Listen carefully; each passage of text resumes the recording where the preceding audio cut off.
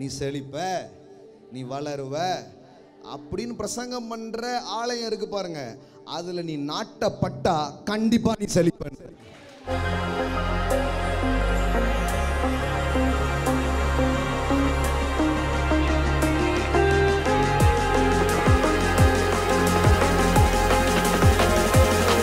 நீதிமான் பனையை போல் செழித்து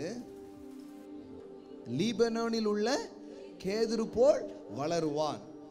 இப்ப பாருங்க, அடுத்த வசனம் சொல்லுது, கர்த்தருடைய ஆலயத்தில் நாட்டப்பட்டவர்கள். எல்லாம் சொல்லுங்க, இப்படி பிரசங்கம் பண்ற, சொல்லுங்க சொல்லுங்க, இப்படி பிரசங்கம் பண்ற நீ செழிப்ப, நீ வளருவ அப்படின்னு பிரசங்கம் பண்ற ஆலயம் இருக்கு பாருங்க, அதுல நீ நாட்டப்பட்டா கண்டிப்பா நீ செழிப்ப. சும்மா கிடையாது. ஏன் செழிப்பு வராது? செழிப்பு வரும். எப்படி வராம போகும்? கடவுளை அறியாதவனுக்கே செழிப்பு வர முடியும்னா அவருடைய ரத்தத்தால் கழுவப்பட்ட உங்களுக்கு எப்படி வராம போகும்? எப்படி உண்டாகாம போகும்? ஆமென். செழிப்பு வளர்ச்சியை யார் பிரசங்கிக்கிறார்களோ அப்படிப்பட்ட சபையில் நாட்டப்பட வேண்டும். ஆமென். சில பேர் பாருங்க, எங்கேயோ போய் எதையாவது கேட்பாங்க. ஏன்னா நீங்க கேட்கிற போதனை உங்க வாழ்க்கையை தீர்மானிக்கும்.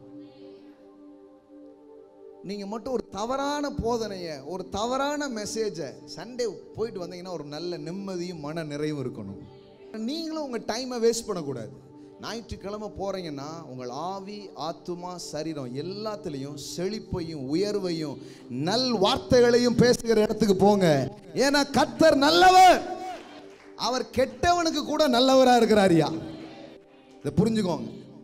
துன்மார்க்கன் கூட சாகக்கூடாதுன்னு நினைக்கிற ஒரு தேவனை இந்த வேதவசனம் பேசுகிறது. வேதவசனம் சொல்லுது, அவர் துன்மார்க்கனின் சாவை விரும்பாமல், நீதிமானின் சாவை அல்ல. யார் சாவை? ஒரு கெட்டவன் இருக்கான், ஊர்லயே கேடு கெட்டவன். கடவுள் சொல்றாரு, அவன் கூட நல்லா இருக்கணும் தான்ப்பா நான் நினைக்கிறேன். அவர் தான் உங்க அப்பா. ஆமென். அவர் தான் உங்கள் தேவன். இப்படி கர்த்தரை இப்படி உயர்த்தி தேவனை இவ்விதமா பேசுற ஒரு சத்தியத்தை பேசுகிற இடத்துல நீங்க நாட்டப்படுவீங்கன்னா, வேதவசனம் சொல்லுகிறது, தேவனுடைய ஆலயத்தில் நாட்டப்பட்டவர்கள் எங்கள் தேவனுடைய பிரகாரங்களில் செழிப்பார்கள். எல்லாம் சொல்லுங்க, நாட்டப்பட்டவர்கள் செழிப்பார்கள். ஸோ நீங்க ரூட்டட் ஆயிட்டீங்கன்னா அப்புறம் ஃப்ரூட்டட் ஆயிடுவீங்க. நிறைய பேருக்கு ஃப்ரூட் இல்லாத காரணமே ரூட்டே இல்லை பாருங்களேன். சில பேர் நாங்கள் எந்த சபைக்கும் போகிறதில்லை,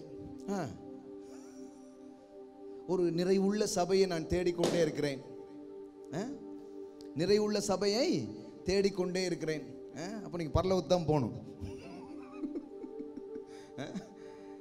நல்ல சத்தியத்தை பேசுகிற ஒரு இடத்துக்கு தூரம் கூட பார்க்காம, எந்த சிரமமும் பார்க்காம நீங்கள் வந்து உட்காரணும்.